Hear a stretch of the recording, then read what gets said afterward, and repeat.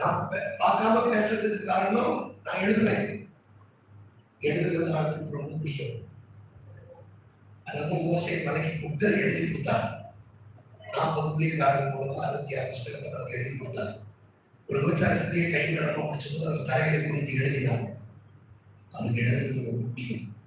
12 கோத்திரத்தில் ஒரு கோத்திரம் எழுதுவோர் பிடித்தவர்கள், ஆசை கோத்திரம். எழுதணும் இல்ல, எழுதணும்.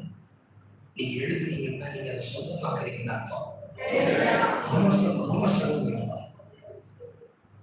எழுதுனீங்கன்னா நீங்க அதை உங்களுக்கு உரிமைப்படுத்துறீங்க.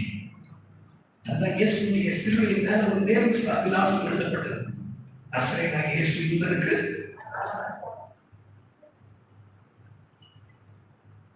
அதை வாசிச்சவன் பரியாசம் பண்றதுக்கு எழுத சொன்னான். எப்படி சொன்னான்? நசரேயனாகிய இயேசு யூதருக்கு ராஜாவா அப்படின்னு சொல்லி எழுத வச்சான். வாசிச்சவன் எப்படி வாசிட்டான்னா நசரேயனாகிய இயேசு யூதருக்கு ராஜாவா வாசிட்டான். இவன் பைத்தியம். உங்க பேர்ல பரியாசம் சொல்றத கூட கர்த்தர் நன்மையா மாற்ற முடியும். அவன் எப்படி நினைச்சிட்டு எழுத சொன்னா இயேசுக்கு மேல் விலாசம் நசரேயனாகிய இயேசு யூதருக்கு ராஜா. ஆமா, இவன் பெரிய கலெக்டர் அப்படின்னு சொல்லுவாங்க. இதுக்கு மேல எப்படி சொல்ல அப்படி சொல்லுவாங்க. எப்படி இவன் பெரிய கலெக்டர், இவன் பெரிய தாசில்தார் அப்படின்னு பரியாசத்துக்கு சொன்னாங்க. ஆனா வாசம் எப்படி வாசா? இவன் கலெக்டர் அப்படின்னு வாசிட்டான். அதனாலதான் நசரேயனாகிய இயேசு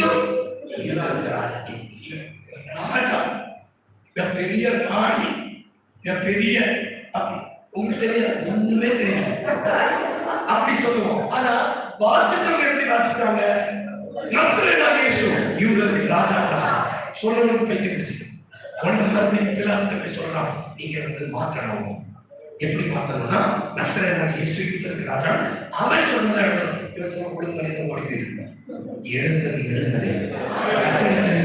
ஒரு தடவை ஒரு பிரசங்கத்தை கேட்டு அதில் ஒரு வார்த்தை உங்களை தொடும்போது அதை எழுதிட்டீங்கன்னா அது உங்களுக்கு சொல்லும்.